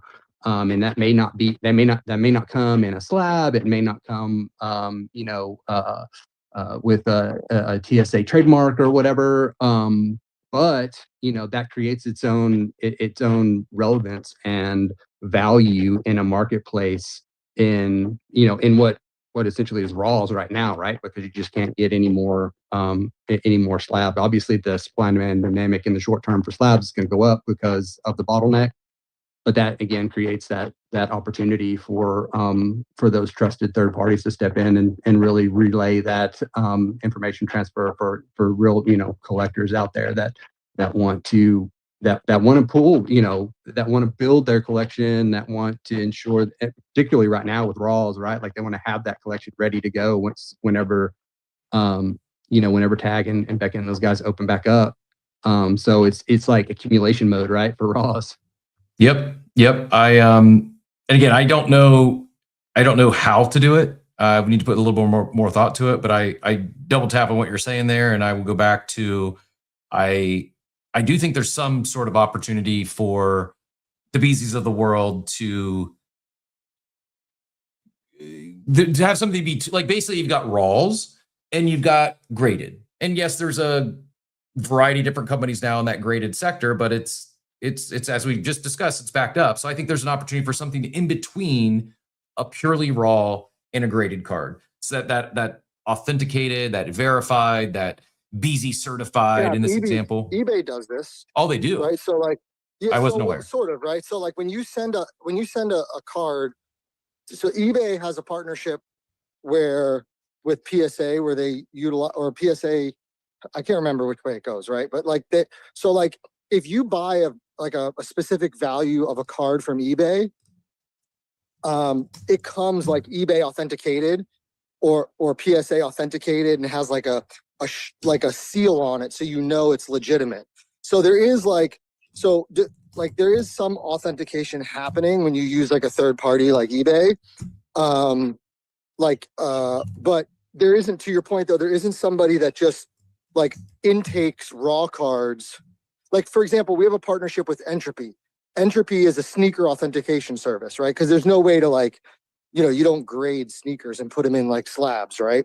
So from what I know, there isn't a specific service right now that exists where you could send in your raw card, and maybe I should know this, but where you could send in your raw card and then they review it and say, this is real, put it in something, and then like put a tape seal on it. And it's like, okay, this is a real Aaron Judge rookie card. I'm not grading it. I'm not doing anything. I'm just verifying that it's real. Like PSA has an authentication service, but that authentication service is typically tied to signatures. So like you can just get like a signature authenticated, or like if a card doesn't grade high enough, like if you have an old Mickey Mantle and it doesn't even get a 1, they just grade it authentic. But nobody is sending in like an Aaron Judge rookie card to PSA and saying, just make sure this is a real Aaron Judge rookie card. Mm-hmm. So to your point, there could be an opportunity for somebody as a disruptor to say like, we're just an authentication service for trading cards. So send us your raw cards. We'll just tell you if it's real or not. We're not going to grade it. So there could be a service for that. And the other thing too is like, does this look, real quick, one thought just real quick you maybe think of is like, maybe there's even something more than that. Maybe it's, and I know this is hard and there's probably some risk associated, but maybe it's like the BZ guarantee. Yes, we're authenticating this is a real card, and it's also going to be a minimum of a PSA 8. We can't guarantee it's going to be a 10 or even a 9. But if you buy this raw card from us and get it, well, I guess how would you prove it? I was gonna say get it graded. You couldn't do that because like there's too much financial risk. Like, so as my company at Dad's Attic, right? Like people send us cards, we condition them. So we look at them and say, okay, is this card, like, do we think this card has the potential to be graded as a PSA 10? If not, then we think, right, like, and people pay us for that service. But like, we have to be really careful with what we say. Like, we can't say like, hey, we think this could be a PSA 10. What we say is, we think this card is near mint. And because it's near mint, you can decide whether you want to send it to PSA and pay this extra money, or you decide if you want to send it to CGC or whatever, right? Yeah. So like, we can't technically tell somebody we think it'll get a 10, and then it comes back an 8.5 or an 8, and then you're furious at us because we said it can get a 10. So you have to be really careful. Well, I don't think you should ever go 10. I'm just saying like, hey, this is a good card. It's going, if you like, Yeah, there's just no way to track it. Was unless there's a way. I don't know. I'm thinking out loud, trying to find a way. Like it's a good card. You know, it's can't guarantee a 10, but if you end up getting a grade and it's less than an 8, we'll buy it back from you for the price you bought it for. Something like that. Again, I know it's logistically much harder said than or done than I just said, but The bigger thing here is that we haven't talked about yet. Also, why you go ahead and go on this rant. I'm gonna step away real quick for coffee break. I'll be able to hear you, but I'm gonna mute my video until I get back. And real quick, because then I just got to the gym too. But give me at least 60 seconds. The biggest thing we haven't talked about yet is there are a lot of other grading companies that are starting. There's C3 grading. Obviously, you've got Tag, which they put their stuff on hold. But C3 grading is like another kind of like AI digital grading. There's a few other companies as well that are starting to, like AGS is another one. So the real question is, we've been talking about needing market disruption from PSA, right? Like PSA holds this massive stranglehold on the market, not just from a grading perspective, but their partnerships with eBay, their partnerships with GameStop, their PSA Vault, like all of this, like PSA has completely gobbled up so much of the collectible space that there are a lot of, conspiracy theories that PSA controls the pop count of cards. So like if you send in, 50 of the same card, they will specifically not give you 50 10s if they're all 10s, because they don't want the pop count on that card to get so there's a lot, right? So the question is, does this give other companies, newer companies that are trying to disrupt the space, does this give them a chance to prove themselves as a legitimate grading company and maybe take some market share away from PSA? Because, if it's not a PSA 10, right? Like if you have an SGC 10, a Beckett 10, a PSA 10, a CGC 10, an AGS 10, a C3 10, obviously the PSA 10 is worth the most. But now with this hold that could be 6 months, could be a year, who knows how long the hold could go, can some other grading companies start to establish themselves and pull market share away? Because it's just hard. It's really hard for me as a collector to say like, oh, CGC graders are not as good of a grader as PSA, so their 10 isn't worth as much as a PSA 10. Again, it's like the whole De Beers marketing campaign. Like, why do we devalue? Like, I understand there are some companies out there, BCCG, like there's some other lower tier companies that they just slap 10s on anything. But CGC is a very respectable company. Beckett is a very respectable company. Shit. PSA's parent company, Collector, owns Beckett. They own SGC. So the fact that we look at an SGC 10 and a Beckett 10 and say it's worth less than a PSA 10 is kind of crazy, so that's another whole different conversation of like, is there an opportunity for the grading market, for other grading companies in the grading market to maybe like normalize now that you can't grade with PSA? Yep. Aspiring Nobody added that about 57 minutes ago. He said PSA bought SGC a while ago. It's all hilarious. It's all a ring. And maybe they bought SGC. So the reason why they bought SGC is because SGC's intake is in like Boca in Florida. Mm-hmm. So they bought SGC with the intent of turning it into a PSA intake center, like it becoming a PSA grading center. And that just hasn't happened yet. So SGC, there's always rumors about like, when is SGC going to just cease existence and become strictly like PSA? So like, that's always a conversation of like, when does SGC completely go away? And that headquarters in Boca just become a PSA location. Mm-hmm. Yep. There's I think something there. Anytime you see a bottleneck like this, opportunities, maybe it is just more graded companies. Maybe it's someone finds a way to be more efficient, but having a backlog of 10 million, to me, the entrepreneur side of my brain just says someone's gonna fill this gap one way or another. I see, Ilan, I see your hand, but a few other things we're running up against time here. If we could hold for a second, I want to fly over a couple other news items. Then we'll come back to this conversation and do our Coffee with Captain. We'll wrap our Friday show with Coffee with Captain. And in addition to our community member of the month, we'll do a couple of silver pulls as well. But before I do that, a few flyover items. First of all, on topic here this morning on collectible cards, the San Francisco Giants will have this Incredible World's Pikachu jersey as part of a special ticket package on August 27th versus the D-backs. The night will include a specially themed activations and conclude with a Pokemon drone show.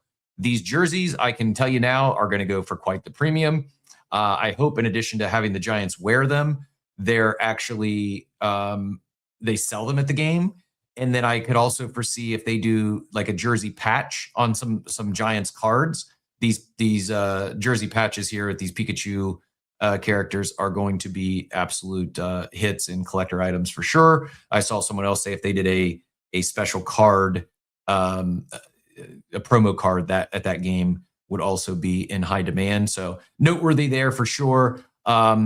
Unrelated, but other news. This was just broke, hot off the press. Wrecked Drinks introduced a Wrecked affiliate program. Earn up to 20% commission when your friends use your code to buy Wrecked products.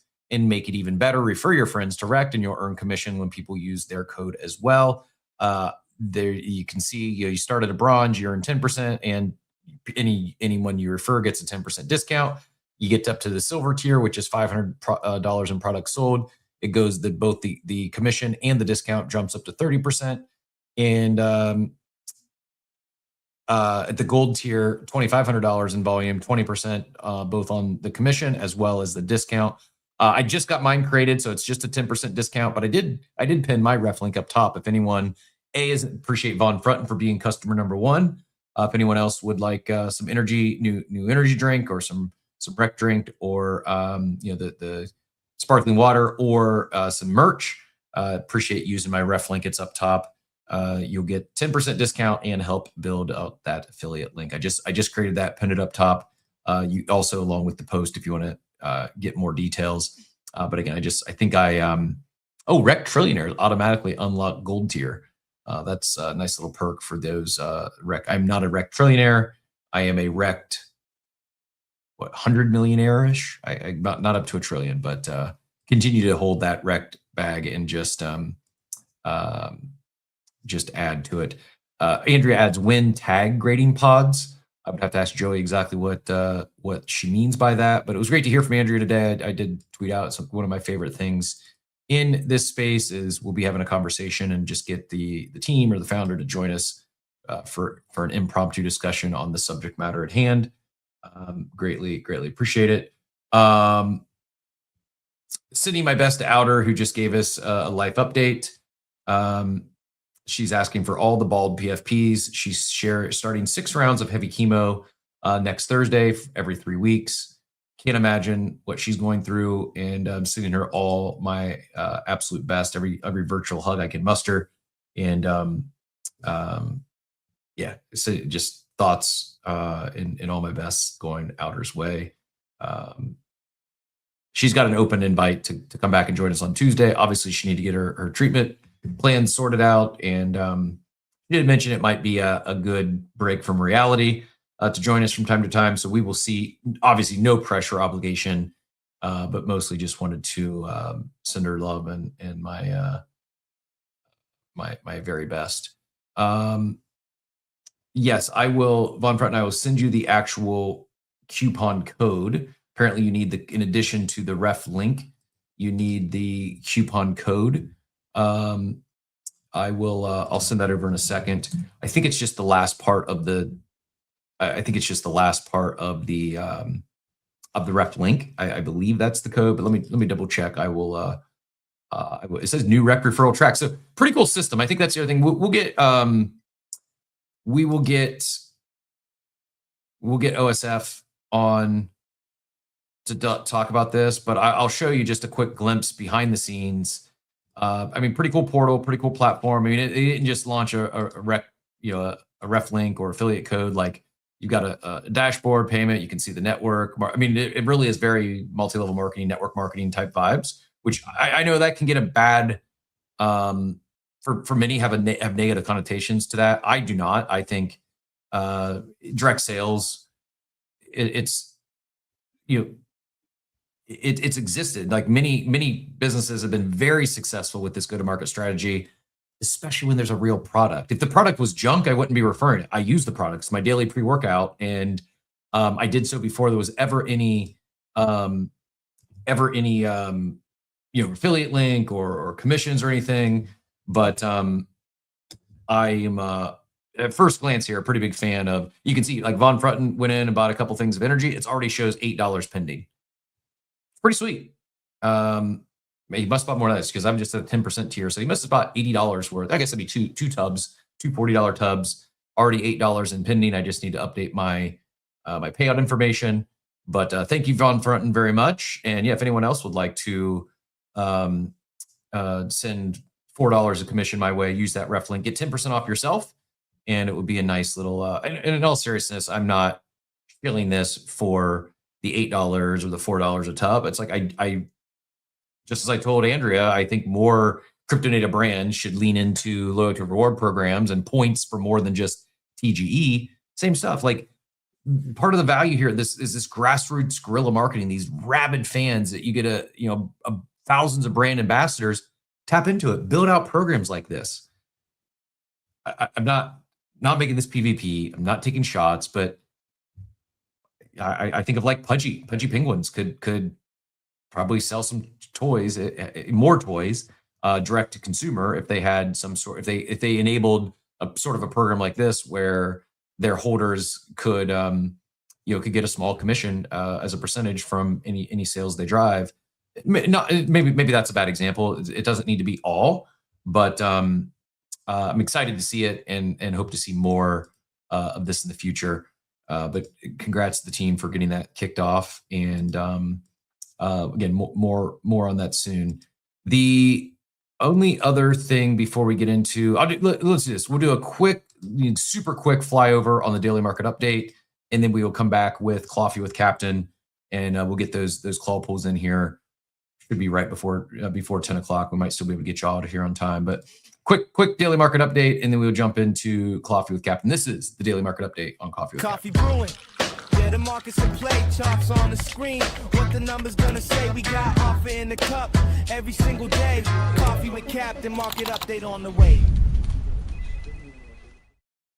Starting with majors today, after a red day yesterday, we were back in the green. While a lot of green, it's not a ton. Other than Hyperliquid up almost 10%, they bounce hard. Now $62.30 might be an all-time high. I'm not certain on that, but pretty darn close. If not, everything else is up like 0.018 to call it 1%. At least everything else in the top 10 minus Tron, which is down 0.56%. Stellar again, 2 days in a row. They've had some nice gains, up 2.4% of the day after a big day yesterday. If you remember, yesterday they were neck and neck with Canton. Now moved up to 14th overall on total market cap. The other, there's a few others that have had some nice gains. The other one I wanted to call attention to was ApeCoin. After the changes they made yesterday, up almost 10% as far as the token goes. More on that if time permits today. Back to NFTs. This is sorted by volume here. Apes down 2%, Hypers up 6%. Non-playable characters. We called them out yesterday after being up triple digits or over 100% on the day. Back-to-back days, now up over 246% on the day, up to 0.034 ETH. Congratulations, everyone who minted or got in early there. Big winner. Beaks going the other direction, down 54% after doing well following mint. Mutants down 2%. Pudgy's down 0.6%.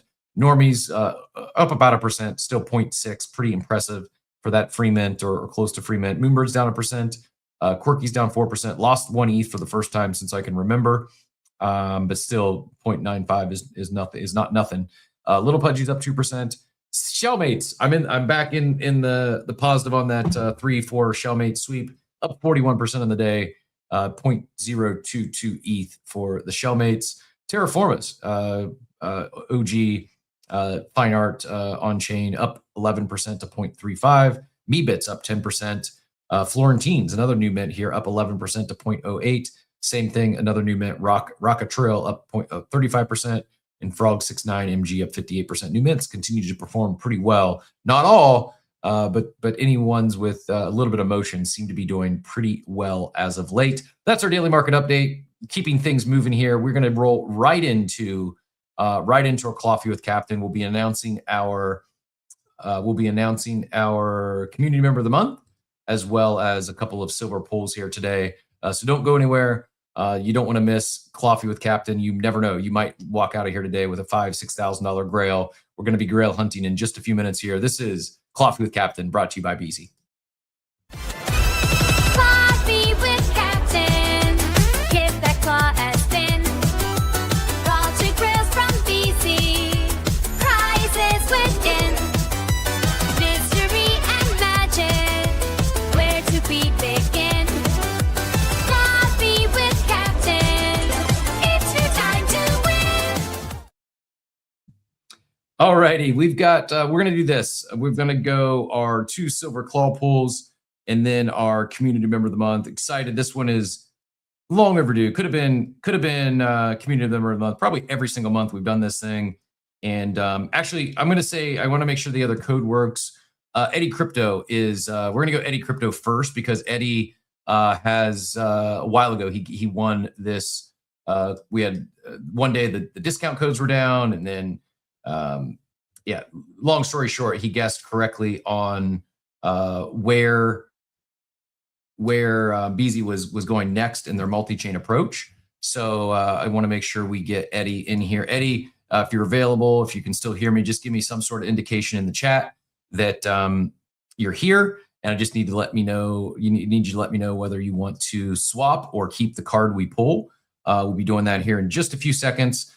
Before we do the pull, though, I alluded to earlier, we've got some special background music courtesy of Producer Payne for you Pokemon fans out there. You might enjoy this as we do our Coffee with Captain today. You may recognize it. Let's. I'm just making sure I got Eddie Crypto out there. You know, I don't want to keep missing Eddie, so we're gonna go ahead and do this pull for Eddie. And if he's there, he can tell us whether he wants to swap it. If not, we'll send him whatever card we pull. This is for Eddie Crypto for guessing correctly that BZ is moving to Solana. So now Solana base and Flow. Good luck, Eddie. This is your call pull, Eddie Crypto. I hope you get a grail here. The Silver Machine, we've got a couple cards over $1,000. One is the 2024 Emperors in the New World Monkey D. Luffy, and then the second is a 1999 Game First Edition Raichu PSA 7, $1,300 and just over $1,000 for those two. I hope you pull one, Eddie. Good luck.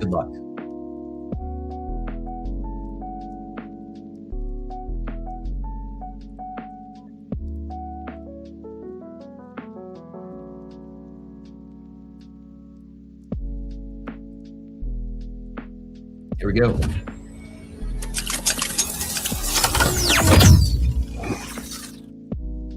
Hey, not bad. $27 swap offer. It's 2023 Pokemon OBF in Pidgeot. This is a good one.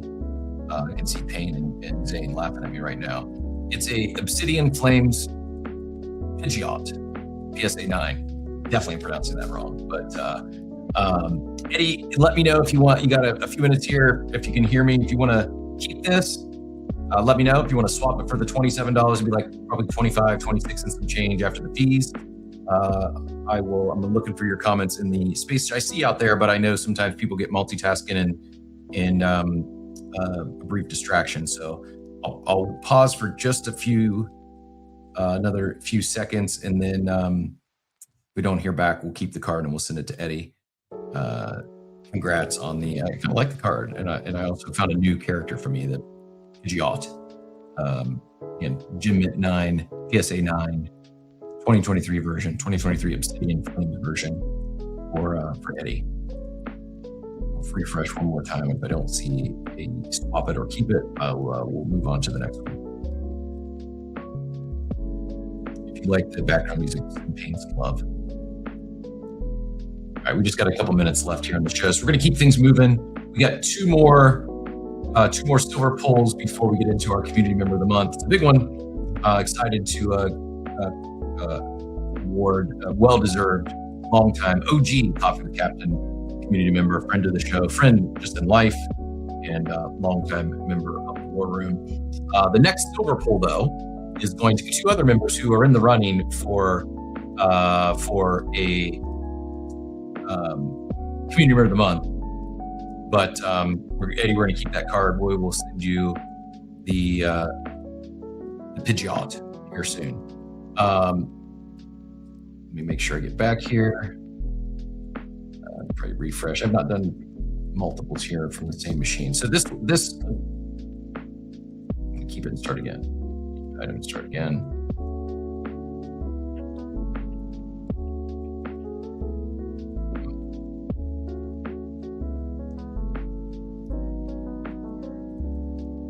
I think this will work. So these next two members that are getting the silver pull today, just for their constant participation in the chat and constant support of the show. First one's going to be Epic, who's been out there grinding in the card streets, and we're gonna pull a grail here for Epic. Well deserved, and like I said, a finalist, if you will, for Coffee with Captain Community Member of the Month. Epic, you got a $50 pull coming your way. As soon as this pulls, let me know whether you want to keep or swap and add to your fine collection as is. We'll be pulling this. Here we go. Good luck. Good luck.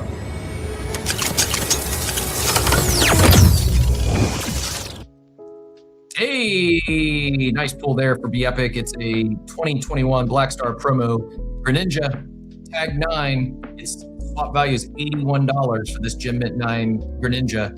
Epic, you want to keep the Greninja, or do you want to swap for, call it, I don't know the exact, it's going to be about $78, $79 and some change, give or take. $76.14 actually after platform fees. Do you want to keep the $76, or do you want the $76, or do you want to keep the Greninja? Epic, let me know which you want to do there, and we'll either get the cash or the cards your way. I should have probably confirmed he's still out there and can hear me. I guess we don't get an answer, same thing. We'll send you the card. My apologies. Probably should have got to this earlier in the show before we run out of time. But our community member month's still out there in the audience, and the audio spaces don't go anywhere. If you're in the audience, you are in the running for the big $250 pull here shortly. Epic, I don't see comment, but we'll give it like another 30 seconds, and then I will we'll keep the card and we'll send you the Greninja. Pretty fire card though. You would know more than me, but I dig it. I like the art. Little Black Star promo, Gold Star. I don't know what all this stuff means, but it is a Tag 9 and pretty good looking card with $81 swap value for the PSA 9. So congrats, good pull. And we've got one more. Didn't use my promo code. Oh well, no biggie. We'll have another code for the future. This next claw pull though is going to go to the one and only Hans. Also very active participant. Not saying he's bought my love with the generous Pingu tips over there. Just really appreciate his constant support of the show and all that you do supporting us far beyond the Pingu tips over there on seemingly a daily basis. But yeah, let's I'm gonna get I logged back in. I want to see if I can get the codes working. Not I don't have enough cash in this wallet for the ball machine. So let me see. Hopefully the code will work here. We're gonna do silver.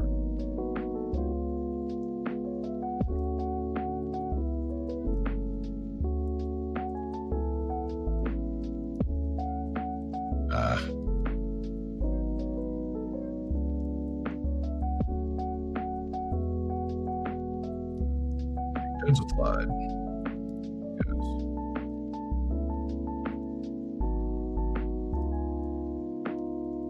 Tell you what, we're going to come back to Hans. I gotcha, Hans. We will get you a silver pull. I'm going to shift over to our May Coffee with Captain Community Member of the Month. The one and only Dort, Hizzy nominated. We had already decided before the nomination, but that just got confirmed with the Hizzy nomination and a few others giving Dort some love in the chat. Dort, very, very well deserved. We're going to do this gold claw machine, TCG gold, $250 claw pull for Dort. We're going to add to Dort's collection here. There's 3 cards over $4,000. The chase item at the top is a 2002 Pokemon Neo Dynasty. It's a shiny Charizard, PSA 9. goes for $6,000, current fair market value. The second card goes for $5,100. It's also a 2002. This one is a Japanese The Town on No Map Houndoon. New one for me, but $5,100 is not too shabby. And then a $4,000 Charizard. It's a 2009 Black Star promo. GLVX. It's a PSA 9 as well. Dort, let me know if you're in the chat, because this could be once we pull your. I see you out there. Hope you can hear me, because once we pull your Grail item here, I wanted to make sure that if you either get this $5 or $6 grand, or you keep the card you want. So we're gonna do this Gold Claw pull momentarily, and let me know your choice, whether you want to swap or keep it. Good luck, Dort. Well deserved. Coffee with Captain, community member of the month for May. The one and only Dort. Dort, good luck. I hope you pull a real Grail here. Here we go. That Shining Charizard is heading Dort's way. I can feel it.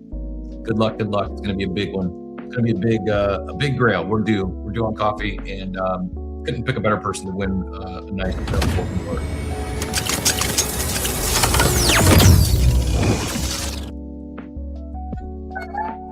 All right.